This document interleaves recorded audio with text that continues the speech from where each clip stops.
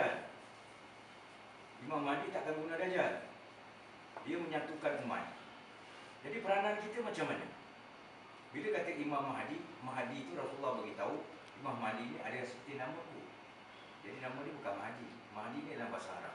Cuba saya tanya, jadi Islam ni apa? Islam ni selamat. Itu bahasa Arab. Jadi Mahdi ni, imam kita tadi ketua.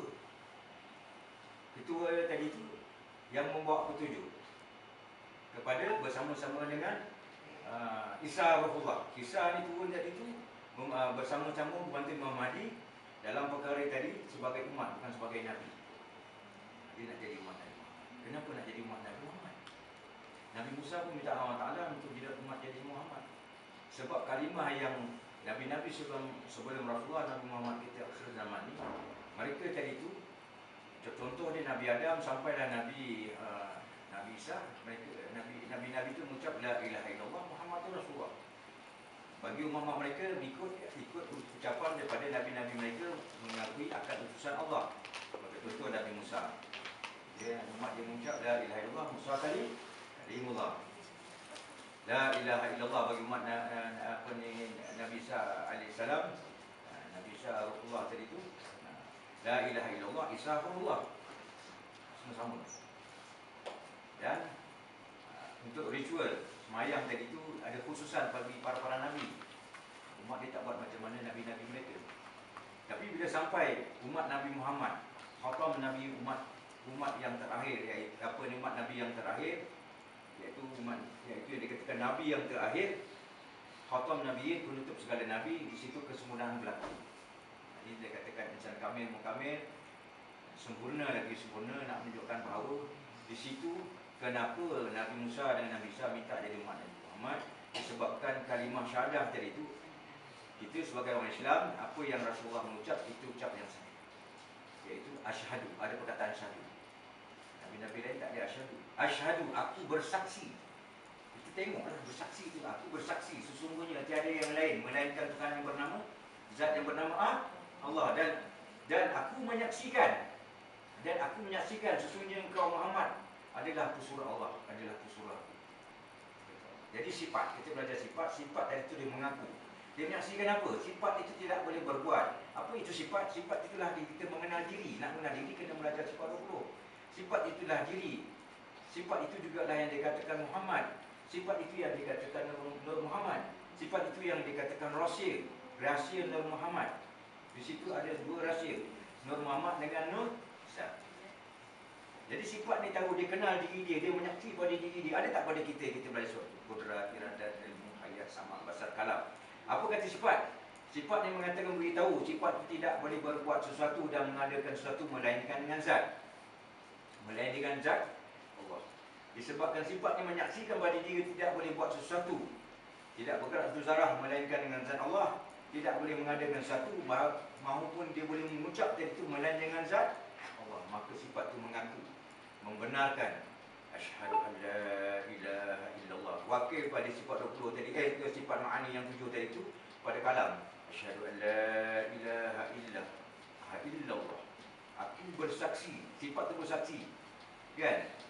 Tiada Tuhan yang lain. Ada Tuhan yang lain, melainkan Tuhan yang satu saja. Nanti sebut pada Tuhan. Tiada Tuhan yang lain melainkan zat yang bernama Allah. Apabila kalimah Allah, zat yang bernama Allah didengar oleh zat itu sendiri, maka zat itu mengaku. Dan aku menyaksikan, baru dikatakan dan aku menyaksikan apa yang kau sebut tadi itu, sesungguhnya engkau Muhammad, sifat aku adalah pesuruh Allah.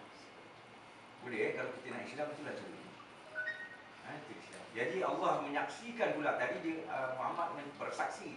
Dia menyaksikan tadi itu, sesungguhnya Muhammad ucapan kau tadi itu mengaku zat aku tadi itu, kan? Mengaku zat aku tadi itu sebab engkau boleh berkalam, engkau boleh mengucap. Aku mengaku engkau itu adalah pesuruh Allah atau pesuruh aku. Jadi kita ni apa? Kita ni sebagai saksi. Bersaksi, menyaksikan, saksi. Apa yang kita saksi, kita dengar. Kita dengar, kita lihat dan kita membenarkan kalam yang keluar tadi dan kita dengar. Jadi sama bahasa kalam sebagai saksi. Jadi sama bahasa kalam ni dibagi pada kita, itu pun Allah punya.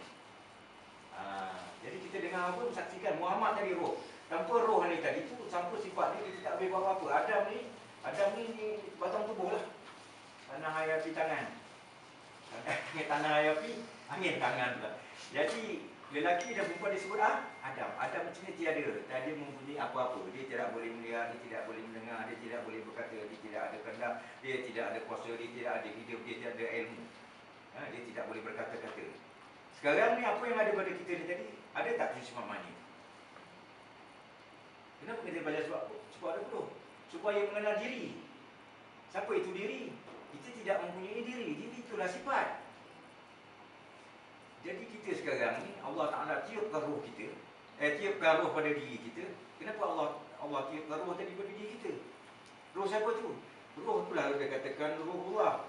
Sifat Allah yang dipertaruhkan pada diri kita. Di mana ada sifat, di situ ada zat. Untuk jalan mengenal dia balik. Bila kita mengenal tadi mulai sifat 20, baru kita tahu, ya Allah ni hampir pada diri kita. Selama ni bukan kita yang punya cakap. Selama ni kita menempang hidup. Kita menempang kata, kita menempang pandang. Yang melihat ni Allah, yang berkata ni Allah, yang mendengar ni Allah. Melalui sifat dia. Allah ni guyub. Sifat ni gaib. Guyub ni maksud dia gaib lagi gaib. Jadi disebabkan Allah ni guyub, dia nak menyatakan diri dia, nak mengatakan dia tu ada wujud, maka dia nyatakan pada sifat.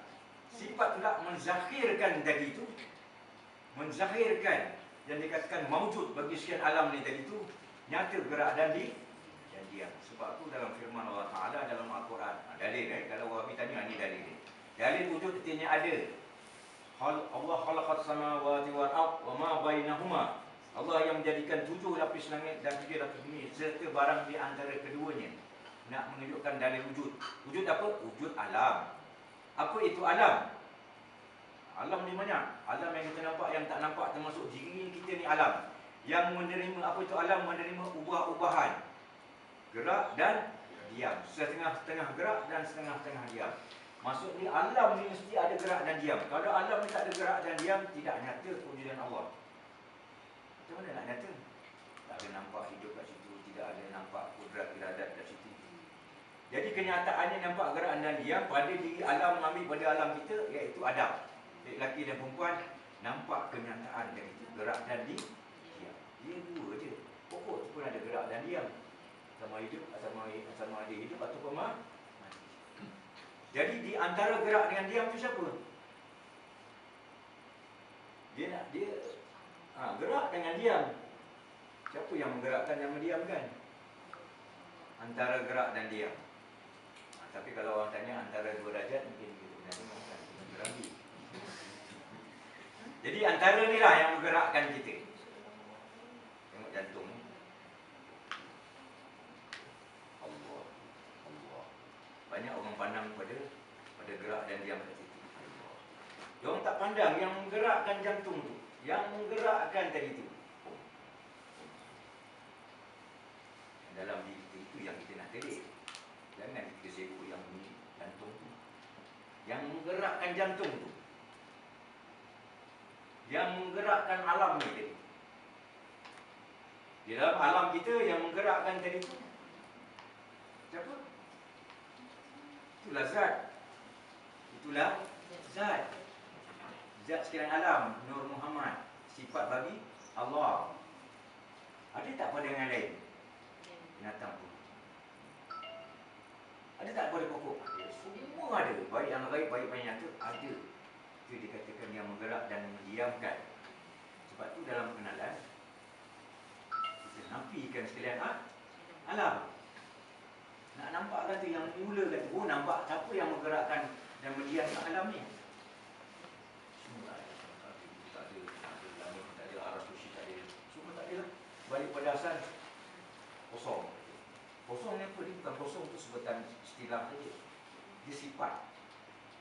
Sifat dia kosong. Tapi pengenalan nampak ini kosong ni. Mana af'al dia? Af'al dia, perbuatan dia. Perbuatan dia laisa. Sifat dia laisa, af'al dia laisa. Tak nampak ni. Dia diam tu lah kelakuan dia, af'al dia. Diam sebab tu suruh diam. Diam ni dia makam zat. diam dalam